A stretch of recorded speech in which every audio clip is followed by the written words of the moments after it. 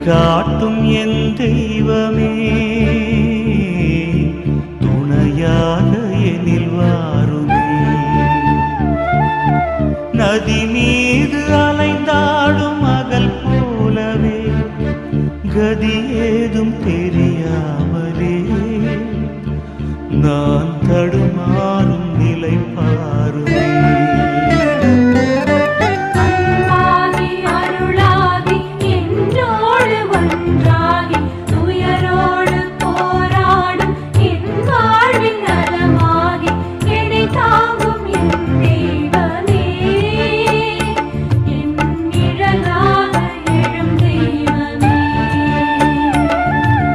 வழிகாட்டும் என் தெய்வமே